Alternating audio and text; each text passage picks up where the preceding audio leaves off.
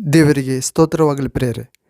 ಬನ್ನಿರಿ ಪ್ರೇರೆ, ಅದೃಶ್ಯ ದೇವರ ಸದೃಶ ರೂಪನಾದ ದೇವರ ವಾಕ್ಯವಾದ ಯೇಸು ಕ್ರಿಸ್ತನ ನಾಮದಲ್ಲಿ ಜೀವವುಳ್ಳ ಸರ್ವಶಕ್ತಿ ನೀಡುವ ರಕ್ಷಕನ ನಾಮದಲ್ಲಿ ನಿಮ್ಮೆಲ್ಲರನ್ನು ಸ್ವಾಗತಿಸೇನೆ ಪ್ರೇರೆ. ಈ ದಿನ ನಾವು ಈ ಸಮಯ ಧ್ಯಾನಿಸಲಿರುವ ದೇವರ ವಾಕ್ಯ ಭಾಗದ ಅಂಶ ನೂತನ ನಾಮ, ನೂತನ ಹೆಸರು ಎನ್ನುವ ಅಂಶದ ಭಾಗದಲ್ಲಿ ನೋಡಿಕೊಳ್ಳೋಣ ಪ್ರೇರೆ. ದೇವರ ವಾಕ್ಯ ಭಾಗ ನಾವು ಈ ನೂತನ ನಾಮ, ಹೆಸರು, ಈ ಅಂಶ ಭಾಗದಲ್ಲಿ ದೇವರ ವಾಕ್ಯದ ಮೂಲಕ ಸತ್ಯವನ್ನು ಅರಿತುಕೊಳ್ಳ ಹೋಗುವ ಮೊದಲು ದೇವರಿಗೆ ಪ್ರಾರ್ಥನೆ ಮಾಡಿ ದೇವರ ಸಹಾಯ, ದೇವರ ಆತ್ಮನ ನಡೆಸುವಿಕೆ, ದೇವರ ಬೆಳಕನ್ನು ಬೇಡಿಕೊಳ್ಳೋಣ ಪ್ರೇರೆ. ನಮ್ಮ ಬುದ್ಧಿ ವಿಕಾಸವಾಗುವಂತೆ ಯೇಸು ನಾಮದಲ್ಲಿ ಆಮೇನ್. ಪ್ರಾರ್ಥನೆ ಪ್ರೇರೆ. ಪ್ರಾರ್ಥನೆ. ತಂದೆಯೇ, ಸರ್ವಶಕ್ತ ದೇವರೇ, ಜೀವ ಸ್ವರೂಪನೇ, ರಾಜಾದಿರಾಜನೇ, ಪರಿಶುದ್ಧನೇ ಪರಿಶುದ್ಧನೇ ಪರಿಶುದ್ಧನೇ, ಕೃಪಾಸಾಗರನೇ, ಕರುಣಾಸಾಗರನೇ, ಮಹಿಮೆಯ ಪುರವೇ, ನಿಮಗೆ ಸ್ತೋತ್ರ ಸ್ವಾಮಿ. ತಂದೆ, ನಿಮ್ಮ ಪ್ರಿಯಕುಮಾರ ಯೇಸು ಕ್ರಿಸ್ತ ನಾಮದಲ್ಲಿ ನಿಮ್ಮ ಪಾದ ಸನ್ನಿಧಿಗೆ ಬರುತ್ತೇವೆ ತಂದೆ. ಪ್ರಭುವೇ, ಹೊಸ ನಾಮ, ನೂತನ ಹೆಸರು ಎನ್ನುವ ಅಂಶವನ್ನು ಧ್ಯಾನಿಸುವಾಗ ನೀವೇ ಪರಲೋಕ ತಂದೆ ನಮಗೆ ನಿಮ್ಮ ಪರಿಶುದ್ಧಾತ್ಮನ ಬೆಳಕನ್ನು ನೀಡಿ ನಮ್ಮ ಬುದ್ಧಿಯನ್ನು ವಿಕಾಸ ಮಾಡಿ ಅರ್ಥ ಮಾಡಿಕೊಳ್ಳುವಂತೆ ಅನುಗ್ರಹಿಸಿರಿ. ಕೇಳುವ ವಾಕ್ಯ ಭಾಗವನ್ನು ಅರ್ಥ ಮಾಡಿಕೊಳ್ಳುವಂತೆ ಅನುಗ್ರಹಿಸಿರಿ. ನಮ್ಮ ಬುದ್ಧಿ ವಿಕಾಸಗೊಳಿಸಿರಿ.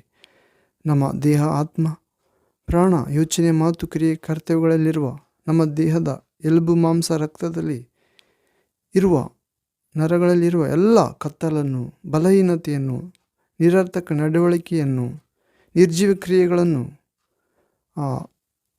ನಿರರ್ಥಕ ಜೀವಿತವನ್ನು ತೆಗೆದುಹಾಕಬೇಕೆಂದು, ಕತ್ತಲೆಯನ್ನು ಸುಟ್ಟು ಹಾಕಬೇಕೆಂದು ಪ್ರಾರ್ಥಿಸುತ್ತೇವೆ ತಂದೆ. ಹೀಗೆ ಮಾಡಿ ನೀವೇ ಘನಮಾನ ಮಹಿಮೆ ಹೊಂದಿಕೊಳ್ಳಬೇಕೆಂದು ಹೇಳುವ ನನ್ನನ್ನು ಕೇಳುವ ನಿಮ್ಮ ಮಕ್ಕಳನ್ನು ನಿಮ್ಮ ಪವಿತ್ರ ಶಿಲುವೆ ನೆರಳಿನಲ್ಲಿ ರಕ್ಷಿಸುತ್ತಾ, ಸಜೀವಗೊಳಿಸುತ್ತಾ, ಅನುಗ್ರಹಿಸುತ್ತಾ ಬರಬೇಕೆಂದು ಸೈತಾನನ ಎಲ್ಲ ಕಾರ್ಯಕ್ರಮಗಳು ಹಿಂದೆ ನಾಶ ಮಾಡಿ ನಿಮ್ಮ ಮಕ್ಕಳಿಗೆ ದೊಡ್ಡ ಜಯ ನೀಡಿ ನೂತನ ಹೆಸರು ನೀಡಬೇಕೆಂದು ಯೇಸು ಕ್ರಿಸ್ತ ನಾಮದಲ್ಲಿ ಪ್ರಾರ್ಥಿಸಿ ಬೇಡಿ ಹೊಂದಿದ್ದೇನೆ ತಂದೆ. Amen, amen. Praise the Lord. Thank you Jesus. ಹೌದು ಪ್ರೇರೆ, ನೂತನ ಹೆಸರು ಎನ್ನುವ ಅಂಶ ಭಾಗವನ್ನು ನಾವು ಧ್ಯಾನಿಸುವುದಾದರೆ ಪವಿತ್ರ ಗ್ರಂಥ ವಾಕ್ಯ ಭಾಗದಿಂದ ಪೌಲನು ಫಿಲಿಪಿಯರಿಗೆ ಬರೆದ ಪತ್ರಿಕೆ 2ನೇ ಅಧ್ಯಾಯ 10ನೇ ವಾಕ್ಯದಿಂದ 11ನೇ ವಾಕ್ಯದವರೆಗೆ ನೋಡಿಕೊಳ್ಳೋಣ ಪ್ರೇರೆ. Philippians chapter 2 verse 10 to 12th word. ಇಲ್ಲಿ ನೋಡುವುದಾದರೆ ಪ್ರಿಯ ದೇವರಿಗೆ ಅಮೂಲ್ಯರೇ, ಘನವಂತರೇ, ದೇವರ ಮಕ್ಕಳೇ, ಆದುದರಿಂದ ಸ್ವರ್ಗ, ಮರ್ತ್ಯ, ಪಾತಾಳಗಳಲ್ಲಿರುವವರೆಲ್ಲರೂ ಯೇಸುವಿನ ಹೆಸರಿನಲ್ಲಿ ಅಡ್ಡಬಿದ್ದು ಯೇಸು ಕ್ರಿಸ್ತನನ್ನು ಒಡೆಯನೆಂದು ಪ್ರತಿಜ್ಞೆ ಮಾಡಿ ತಂದೆಯಾದ ದೇವರಿಗೆ ಘನವನ್ನು ಸಲ್ಲಿಸುವರು.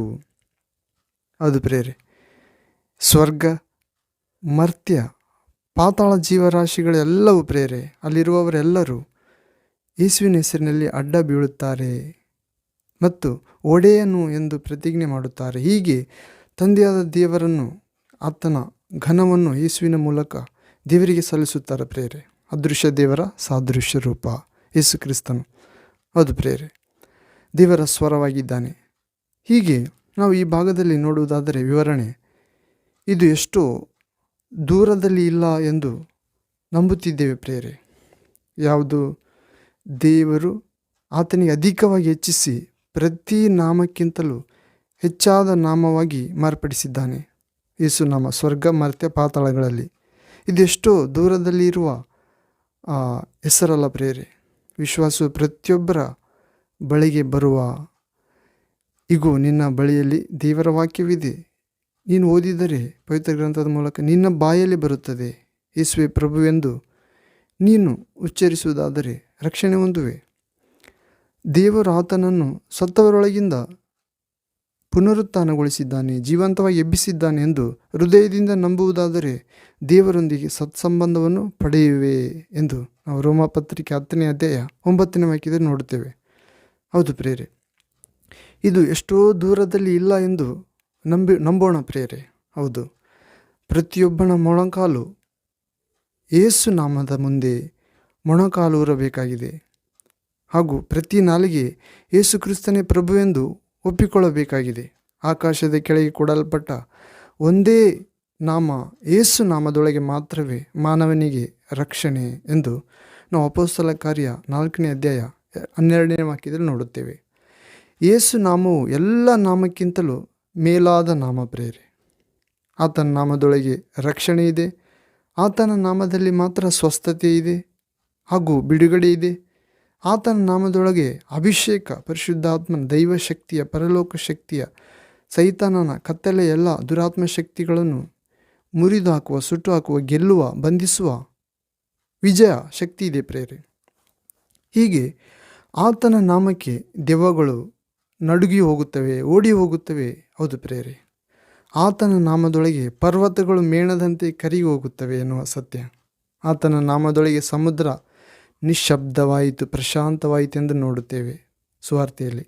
ಹಾಗೂ ದೇವರ ನಾಮದಲ್ಲಿ ಮೋಶೆ ಕೆಂಪು ಸಮುದ್ರವನ್ನು 2 ಭಾಗವಾಗಿ ಹರಿದನು. ಹೌದು ಪ್ರಿಯರೇ, ಈ ದೇವರು, ತಂದೆ ದೇವರು ತನ್ನದೇ ನಾಮವಾದ ಯೇಸು ನಾಮವನ್ನು ನಮಗೆ ಅನುಗ್ರಹಿಸಿದ್ದಾನೆ ಪ್ರಿಯರೇ. ಯೇಸು ಹೇಳುತ್ತಾನಲ್ಲ ಸುವಾರ್ತೆಯಲ್ಲಿ, ಯೋಹಾನನ ಸುವಾರ್ತೆ 17ನೇ ಅಧ್ಯಾಯ 1, 2, 3ನೇ ವಾಕ್ಯಗಳಲ್ಲಿ, ತಂದೆ ನೀನು ನನಗೆ ಕೊಟ್ಟ ನಿನ್ನ ನಾಮವನ್ನು ಇವರಿಗೆ ತಿಳಿಯಪಡಿಸಿದ್ದೇನೆ, ಇವರು ನಿನ್ನವರಾಗಿದ್ದಾರೆ. ಹೌದು ಪ್ರೇರೆ, ಆ ತಂದೆಯ ದೇವರ ಹೆಸರು ಯೇಸುವೇ ಆಗಿದ್ದಾನೆ ಪ್ರೇರೆ. ತಂದೆಯ ಹೆಸರನ್ನು ಪ್ರಕಟಿಸುವುದಕ್ಕೆ ಬಂದಿದ್ದಾನೆ ಕುಮಾರನಾಗಿ. ಹೌದು ಪ್ರೇರೆ, ಈ ದೇವರು ಯೇಸು ಎನ್ನುವಂಥ ಶಕ್ತಿಯುಳ್ಳ ನಾಮವನ್ನು ಅನುಗ್ರಹಿಸಿದ್ದಕ್ಕಾಗಿ ತಂದೆ ದೇವರಿಗೆ ವಂದನೆಗಳನ್ನು ಸಲ್ಲಿಸೋಣ ಪ್ರೇರೆ. ಸ್ತೋತ್ರ, ಆರಾಧನೆ, ಮಹಿಮೆ ಸಲ್ಲಿಸೋಣ. ನಮ್ಮ ಜೀವಿತದ ಕ್ರಿಯೆಯಿಂದ, ಸತ್ಯದಿಂದ ದೇವರ ವಾಕ್ಯಗಳನ್ನು, ಆಜ್ಞೆಗಳನ್ನು, ವಿಧಿಗಳನ್ನು, ಕಟ್ಟಳೆಗಳನ್ನು ಕೈಗೊಂಡು ದೇವರನ್ನು ಮಹಿಮೆಪಡಿಸೋಣ ಪ್ರೇರೆ, ದೇವಚಿತ್ತಾನುಸಾರವಾಗಿ. ನಾವು ಜ್ಞಾನೋಕ್ತಿಗಳ ಗ್ರಂಥದಲ್ಲಿ ನೋಡುವುದಾದರೆ Proverbs chapter 18 verse 10th word. ಜ್ಞಾನೋಕ್ತಿಗಳ ಗ್ರಂಥ 18ನೇ ಅಧ್ಯಾಯ 10ನೇ ವಾಕ್ಯದಲ್ಲಿ ನೋಡುವುದಾದರೆ ಪ್ರೇರೆ, ಯೆಹೋವನ ನಾಮವು ಬಲವಾದ ಬುರುಜು, ಶಿಷ್ಟನು ಅಂದರೆ ಭಕ್ತನು, ವಿಶ್ವಾಸಿ ಅದರೊಳಕ್ಕೆ ಓಡಿ ಹೋಗಿ ಭದ್ರವಾಗಿರುವನು. ಹೌದು ಪ್ರೇರೆ, ನಾವು ಕೂಡ ತಂದೆಯಾದ ದೇವರ ನಾಮವನ್ನು ಪ್ರಕಟಿಸಿದಂಥ ಯೇಸು ನಾಮದೊಳಗೆ, ದೇವರ ನಾಮವೇ ಆಗಿರುವ ಯೇಸು ನಾಮದೊಳಗೆ ನಾವು ಆ ಬಲವಾದ ಬುರುಜಿನಂತಿರುವ ರಕ್ಷಣೆ ಕೋಟೆಯೊಳಗೆ ಓಡಿ ಹೋಗಿ ಭದ್ರವಾಗಿರೋಣ ಪ್ರೇರೆ ಅಂತ ಕೃಪೆಯ ನಾಮ ನಮಗೆ ಕೊಡಲಾಗಿದೆ ಪ್ರೇರೆ. ಹೀಗೆ ನೀತಿವಂತನು ಯೇಸು ಕ್ರಿಸ್ತನ ನಾಮದೊಳಗೆ ಓಡಿ ಹೋಗಿ ಸುರಕ್ಷಿತನಾಗಿರುತ್ತಾನೆ ಪ್ರೇರೆ. ನಾವೆಲ್ಲರೂ ಯೇಸುವಿನಲ್ಲಿ ವಿಶ್ವಾಸ ಇಟ್ಟಾಗಿ ಸುರಕ್ಷಿತವಾಗಿದ್ದೇವೆ ಪ್ರೇರೆ. ಆತನ ವಾಕ್ಯವನ್ನು ಕೈಗೊಳ್ಳುವುದಾದರೆ ಅದು ಖಚಿತವಾಗುತ್ತದೆ ಎನ್ನುವ ಸತ್ಯ. ಹೀಗೆ ಕ್ಷೇಮಕ್ಕೋಸ್ಕರ ಆ ನಾಮದ ಬಳಿಗೆ ಓಡಿ ಬರುವೆಯಾ ಪ್ರಿಯ ದೇವರ ಮಗುವೆ? ಬೇರೊಂದು ನಾಮದ ಬಳಿಗೆ ಓಡಿ ಹೋಗುವೆಯಾ? ಆತನ ನಾಮವನ್ನು ಉಚ್ಚರಿಸುವುದು ಮಾತ್ರವೇ ಅಲ್ಲ, ಆತನ ನಾಮವನ್ನು ಹೊತ್ತುಕೊಳ್ಳುವ, ಧರಿಸಿಕೊಳ್ಳುವ ಆಧಿಕ್ಯತೆ ಕೂಡ ದೇವರು ನಮಗೆ ನೀಡಿದ್ದಾನೆ ತಂದೆ. ಹಾಗೂ ನಾವು ಧರ್ಮೋಪದೇಶ ಕಾಂಡ 28ನೇ ಅಧ್ಯಾಯ 10ನೇ ವಾಕ್ಯದಲ್ಲಿ ನೋಡುತ್ತೇವೆ ಪ್ರೇರೆ. ಡ್ಯೂಟರಾನಮಿ ಚಾಪ್ಟರ್ 28 ವರ್ಸ್ 10th ವರ್ಡ್. ಇಲ್ಲಿ ನೋಡುವುದಾದರೆ, ಭೂಮಿಯಲ್ಲಿರುವ ಎಲ್ಲ ಜನಗಳು ನಿಮ್ಮನ್ನು ದೇವರಾದ ತಂದೆ ಯೆಹೋವನ ಜನರೆಂದು ತಿಳಿದುಕೊಂಡು ನಿಮಗೆ ಭಯಪಡುವರು. ಹೌದು ಪ್ರೇರೆ, ಯಾವಾಗ ನಾವು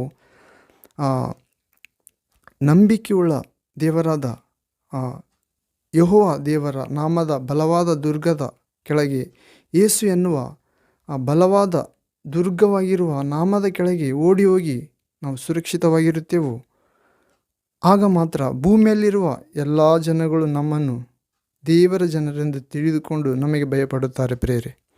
ಇಲ್ಲದಿದ್ದರೆ ಇಲ್ಲ. ನಾವೆಲ್ಲರೂ ಹಿಂದೆ ಆಕಾಶದ ಕೆಳಗೆ, ಭೂಮಿಯ ಮೇಲೆ ಮನುಷ್ಯರೊಳಗೆ ಕೊಡಲ್ಪಟ್ಟ ರಕ್ಷಣೆಯ ನಾಮವಾದ ದೇವರು, ದೇವಕುಮಾರನೂ ಆಗಿರುವ ಯೇಸು ನಾಮದೊಳಗೆ ಓಡಿ ಹೋಗಿ ಸುರಕ್ಷಿತವಾಗಿರೋಣ ಪ್ರೇರೆ. ಹೀಗೆ ದೇವಜನರೆಂದು ದೇವರಿಂದ ಮುದ್ರಿತ ಹೊಂದಿಕೊಳ್ಳೋಣ. ಅಂತ ಕೃಪೆ ಪ್ರಭು ನಮ್ಮೆಲ್ಲರಿಗೆ ನೀಡಲಿ ಯೇಸು ನಾಮದಲ್ಲಿ. ಮುಂದೆ ನೋಡುವುದಾದರೆ ಪ್ರೇರೆ, ಹೀಗೆ ಯೇಸು ನಾಮದಲ್ಲಿ ನಾವು ಈ ವಿಧವಾಗಿ ಎಚ್ಚರಿಸ್ತಿದ್ದಾನೆ ಪ್ರೇರೆ. ಮತ್ತು ದೇವರು ಏನೆಂದು, ಯೇಸು ಮನುಷ್ಯರ ಎದುರು ನನ್ನನ್ನು ಒಪ್ಪಿಕೊಳ್ಳುವವನು ಯಾರೋ ಆ ಪರಲೋಕದಲ್ಲಿರುವ ನನ್ನ ತಂದೆಯ ಎದುರು ನಾನು ಅವನನ್ನು ನನ್ನವನೆಂದು ಒಪ್ಪಿಕೊಳ್ಳುವೆನು. ಅದು ಪ್ರೇರೆ, ನಾವು ಕೂಡ ಮನುಷ್ಯರೆದುರು ಯೇಸು ನನ್ನ ರಕ್ಷಕ, ನನ್ನ ವಿಮೋಚಕ, ನನ್ನ ಸೃಷ್ಟಿಕರ್ತ, ನನ್ನ ನಿರ್ಮಾಣಿಕ, ನನ್ನನ್ನು ತಾಯಿ ಗರ್ಭದಲ್ಲಿ ರೂಪಿಸಿದಾತ, ನನ್ನನ್ನು ಎಲ್ಲ ಕತ್ತಲೆ ಶಕ್ತಿಗಳಿಂದ, ರೋಗಗಳಿಂದ, ಪಿಶಾಚಿಯ ಕ್ರೂರ ಆಡಳಿತದಿಂದ ಬಿಡಿಸುವಾತ, ಆಚಾರ ಸಂಬಂಧವಾದ ಭಕ್ತಿಯಿಂದ ಬಿಡಿಸುವಾತ, ನೈಜ ಜೀವಿತವನ್ನು ನೀಡಲು ಬಂದಾತ, ತನ್ನ ರಕ್ತ ಸುರಿಸಿ ನನ್ನನ್ನು ತಂದೆಯಾದ ದೇವರಿಗೆ ಕೊಂಡುಕೊಂಡಾತ, ನನ್ನನ್ನು ಶುದ್ಧೀಕರಿಸಿದಾತ, ನನ್ನ ಜೀವಿತಕ್ಕೆ ಹೊಸ ಅರ್ಥ ನೀಡಿದಾತ, ದೇವರ ಜೀವನದಲ್ಲಿ ಪಾಲ್ಗೊಳ್ಳಲು ನನ್ನನ್ನು ಕರೆಯಲು ಬಂದಾತ. ಹೌದು ಪ್ರೇರೆ, ನನಗಾಗಿ ಶಿಲುಬೆಯಲ್ಲಿ ಪ್ರಾಣ ಕೊಟ್ಟು ನನ್ನ ಪಾಪ ಶಾಪ ಹೊತ್ತು ಮರಣಿಸಿ ಅವುಗಳನ್ನು ಸಮಾಧಿ ಮಾಡಿ 3ನೇ ದಿನ ಪುನರುತ್ಥಾನನಾಗಿ ಜೀವಂತವಾಗಿ ಎದ್ದಾತ, ಪರಲೋಕಕ್ಕೆ ಹೋದಾತ, ಮರಳಿ ಅಲ್ಲಿ ನನಗೆ ಮನೆಗಳನ್ನು, ರೂಮನ್ನು ಅಥವಾ ಬಿಡಾರವನ್ನು, ಸ್ಥಳವನ್ನು ಸಿದ್ಧ ಮಾಡಿ ಮತ್ತು ಬಂದು ಕರೆದುಕೊಂಡು ಹೋಗುತ್ತೇನೆಂದು ಹೇಳಿದಾತ ಎಂದು ನಂಬಿಕೊಳ್ಳೋಣ ಪ್ರೇರೆ. ಜನರ ಮುಂದೆ ಹೀಗೆ ನಾವು ಹೇಳುವುದಾದರೆ, ಪರಲೋಕದಲ್ಲಿರುವ ತಂದೆಯ ಮುಂದೆ, ದೂತರ ಮುಂದೆ ಯೇಸು ಕ್ರಿಸ್ತನು ನಮ್ಮನ್ನು ತನ್ನವರೆಂದು ಸ್ವರ್ಗ ನಿವಾಸಿಗಳಿಂದ ಒಪ್ಪಿಕೊಳ್ಳುತ್ತಾನೆ ಪ್ರೇರೆ. ಯಾವಾಗ ನಮ್ಮ ಆತ್ಮಗಳಿಗೆ ತೀರ್ಪಿನ ದಿನ, ದೇಹದಲ್ಲಿ ಮಾಡಿದ ಒಳ್ಳೆಯ ಕೆಟ್ಟ ಕಾರ್ಯಗಳಿಗಾಗಿ ತೀರ್ಪು ಪ್ರೇರೆ. ಯೇಸುವನ್ನು ವಿಶ್ವಾಸಿಸುವುದಾದರೆ ನಾವು ಒಳಿತಿನೊಳಗೆ ಪ್ರವೇಶವಾಗುತ್ತೇವೆ. ಆತನ ವಾಕ್ಯಗಳನ್ನು ಕೈಗೊಳ್ಳುವುದಾದರೆ ತೀರ್ಪಿನಿಂದ ತಪ್ಪಿಸಿಕೊಳ್ಳುತ್ತೇವೆ. ನಾವು ರೋಮ ಪತ್ರಿಕೆ 8ನೇ ಅಧ್ಯಾಯದಲ್ಲಿ ನೋಡುತ್ತೇವೆ, ಮಗನಲ್ಲಿ ವಿಶ್ವಾಸವಿಡುವವನಿಗೆ ತೀರ್ಪಿಲ್ಲ, ಅವನು ತೀರ್ಪಿನಿಂದ ತಪ್ಪಿಸಿಕೊಂಡು, ಮರಣದಿಂದ ತಪ್ಪಿಸಿಕೊಂಡು ಜೀವಕ್ಕೆ ಸೇರಿದ್ದಾನೆ. ಹೌದು ಪ್ರೇರೆ, ನಾವು ಯೇಸುವಿನ ಬಲವಾದ ದುರ್ಗದಂತಿರುವ ನಾಮದೊಳಗೆ ಓಡಿ ಹೋಗಿ ಸುರಕ್ಷಿತವಾಗಿರುವುದಾದರೆ ನಾವು ಮರಣದಿಂದ, ಆ ನರಕ ಎಂಬ ತೀರ್ಪಿನಿಂದ ತಪ್ಪಿಸಿಕೊಂಡು ಆ ಸ್ವರ್ಗೀಯ ಆನಂದ ಎಂಬ ಸುರಕ್ಷಿತ ಸ್ಥಳಕ್ಕೆ ನಾವು ಸೇರಿದವರಾಗಿದ್ದೇವೆ ಪ್ರೇರೆ, ಜೀವಕ್ಕೆ ಸೇರಿದ್ದೇವೆ. ಇಂಥ ಸತ್ಯವನ್ನು ಅರಿತುಕೊಂಡು ಜೀವಿಸಲು ಪ್ರಭುದೇವರು ನಮ್ಮೆಲ್ಲರಿಗೆ ಕೃಪೆಯನ್ನು ದಯಪಾಲಿಸಲಿ. ಹೀಗೆ ಯೇಸು ನಾಮದ ನಿಮಿತ್ತ ಯಾರು ನಿಂತು ಪ್ರಕಟಿಸುತ್ತಾರೋ ಅವರಿಗೆ ಆತನು ಹೀಗೆ ಆಜ್ಞಾಪಿಸುತ್ತಿದ್ದಾನೆ ಪ್ರೇರೆ, ಯಾವನು ಜಯ ಹೊಂದುತ್ತಾನೋ ಅವನನ್ನು ನನ್ನ ದೇವರ ಆಲಯದಲ್ಲಿ ಸ್ತಂಭವಾಗಿ ನಿಲ್ಲಿಸುವೆನು. ಅವನು ಇನ್ನು ಮುಂದೆ ಅದರೊಳಗಿಂದ ಹೋಗುವುದೇ ಇಲ್ಲ. ಇದಲ್ಲದೆ ನನ್ನ ದೇವರ ಹೆಸರನ್ನು, ನನ್ನ ದೇವರ ಬಳಿಯಿಂದ ಪರಲೋಕದೊಳಗಿಂದ ಇಳಿದು ಬರುವ ಹೊಸ ಯೆರೂಸಲೇಮ್ ಪಟ್ಟಣವೆಂಬ ನನ್ನ ದೇವರ ಪಟ್ಟಣದ ಹೆಸರನ್ನು, ನನ್ನ ಹೊಸ ಹೆಸರನ್ನು ಅವನ ಮೇಲೆ ಬರೆಯುವೆನು. ದೇವರ ಆತ್ಮನು ಸಭೆಗಳಿಗೆ ಹೇಳುವುದನ್ನು ಕಿವಿಯುಳ್ಳವನು ಕೇಳಲಿ. ಹಾಗೂ ಅದೇ ಪ್ರಕಟಣೆ ಗ್ರಂಥ 3ನೇ ಅಧ್ಯಾಯ 12ನೇ ವಾಕ್ಯ ಭಾಗದಲ್ಲಿ ನೋಡುತ್ತೇವೆ ಪ್ರೇರೆ. ಅದೇ ಪ್ರಕಟಣೆ ಗ್ರಂಥ 2ನೇ ಅಧ್ಯಾಯ 17ನೇ ವಾಕ್ಯ ಭಾಗದಲ್ಲಿ ಕೂಡ ದೇವರ ಆತ್ಮನು ಸಭೆಗಳಿಗೆ ಹೇಳುವುದನ್ನು ಕಿವಿಯುಳ್ಳವನು ಕೇಳಲಿ. ನೋಡ್ರಿ, ದೇವರ ಆತ್ಮನು ಸಭೆಗಳಿಗೆ ಹೇಳುವುದನ್ನು ಕಿವಿಯುಳ್ಳವನು ಕೇಳಲಿ. ಯಾವನು ಜಯ ಹೊಂದುತ್ತಾನೋ ಅವನಿಗೆ ಬಚ್ಚಿಟ್ಟಿರುವ ಮನ್ನವೆಂಬ ಆಹಾರವನ್ನು ಕೊಡುವೆನು. ಇದಲ್ಲದೆ ಅವನಿಗೆ ಬಿಳಿ ಕಲ್ಲನ್ನು, ಆ ಕಲ್ಲಿನ ಮೇಲೆ ಕೆತ್ತಿದ ಹೊಸ ಹೆಸರನ್ನು ಕೊಡುವೆನು. ಆ ಹೆಸರನ್ನು ಹೊಂದಿದವನಿಗೇ ಹೊರತು ಅದು ಇನ್ನಾರಿಗೂ ತಿಳಿಯದು ಎಂದು ವಾಕ್ಯ ನುಡಿತಿದ್ದಾನೆ ಪ್ರಭು ಯೇಸು. ಹೌದು ಪ್ರೇರೆ, ಆ ತಂದೆಯು, ದೇವಕುಮಾರನು, ಪರಿಶುದ್ಧಾತ್ಮನಾಗಿರುವ ಪ್ರಭು ನಮಗೂ ಕೂಡ ಇನ್ನು ಮುಂದೆ ನಾವು ಅನ್ಯರಾಗಿರದೆ ಜಯ ಹೊಂದಿ ದೇವರ ಆಲಯದಲ್ಲಿ ಸ್ತಂಭವಾಗಿ ನಿಲ್ಲಿಸುವಂತೆ ದೇವರ ಅನುಗ್ರಹಿಸಲಿ. ಅದರೊಳಗಿಂದ ತೊಲಗಿ ಹೋಗದಂತೆ, ಹಾಗೂ ದೇವರ ಹೆಸರನ್ನು, ದೇವಕುಮಾರನ ಹೆಸರನ್ನು, ದೇವರ ಬಳಿಯಿಂದ ಪರಲೋಕ ಸ್ವರ್ಗದಿಂದ ಇಳಿದು ಬರುವ ಹೊಸ ಯೆರೂಸಲೇಮ್ ಪಟ್ಟಣವೆಂಬ ದೇವರ ಪಟ್ಟಣದ ಹೆಸರನ್ನು, ನನ್ನ ಹೊಸ ಹೆಸರನ್ನು ಅವನ ಮೇಲೆ ಬರೆಯುವನೆಂದಿದ್ದಾನೆ ಪ್ರೇರೆ.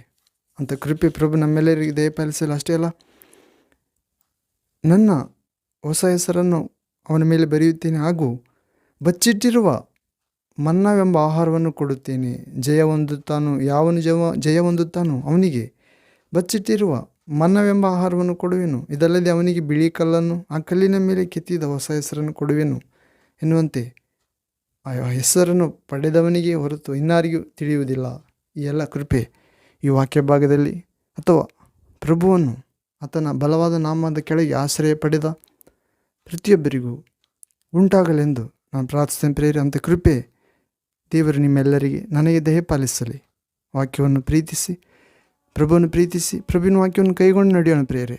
ಹೀಗೆ ಪ್ರಭು ಯೇಸುವಿನ ಕ್ರಿಸ್ತನ ರಕ್ತ ನಮ್ಮೆಲ್ಲರನ್ನು ಅತ್ಯಮೂಲ್ಯರನ್ನಾಗಿ, ದೇವರ ಮಕ್ಕಳನ್ನಾಗಿ ತೊಳೆದು ಮಾರ್ಪಡಿಸಲಿ. ಆಮೇನ್, ಆಮೇನ್. ಪ್ರೇರೆ, ಪ್ರಾರ್ಥನೆ ಮಾಡಿಕೊಂಡು ವಾಕ್ಯ ಭಾಗವನ್ನು ಮುಕ್ತಾಯ ಮಾಡಿಕೊಳ್ಳೋಣ. ಪ್ರಾರ್ಥನೆ. ತಂದೆಯೇ, ಸರ್ವಶಕ್ತನೇ, ಇರುವಾತನೇ, ಬರುವಾತನೇ, ಯೇಸು ಕ್ರಿಸ್ತ ನಾಮದಲ್ಲಿ ತಂದೆ ನಿನ್ನ ನಾಮವನ್ನು ಪ್ರೀತಿಸುತ್ತಿದ್ದೇವೆ ತಂದೆ. ಯಾವಾಗಲಾದರೂ ನಮ್ಮ ಜೀವಿತದಲ್ಲಿ ನಿನ್ನನ್ನು ಅವಮಾನಿಸಿದ್ದಾದರೆ ನಮ್ಮನ್ನು ಕ್ಷಮಿಸು ತಂದೆ, ಯೇಸು ನಾಮದಲ್ಲಿ.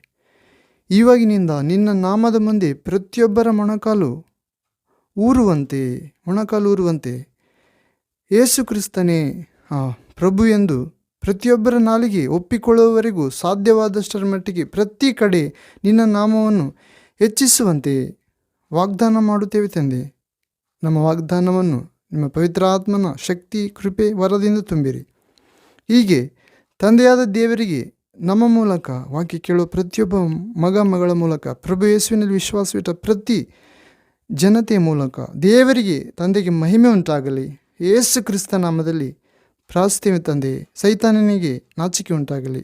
ದೇವರ ಮಕ್ಕಳಿಗೆ ಯೇಸು ನಾಮದಲ್ಲಿ, ಯೇಸು ನಾಮದ ಆಶ್ರಯದಲ್ಲಿ, ಬಲವಾದ ದುರ್ಗದಲ್ಲಿ ದೇವರ ಮಕ್ಕಳಿಗೆ ಜಯವಾಗಲಿ. ಯೇಸು ನಾಮದಲ್ಲಿ. Amen, amen. Thank you Jesus. Praise to Jesus.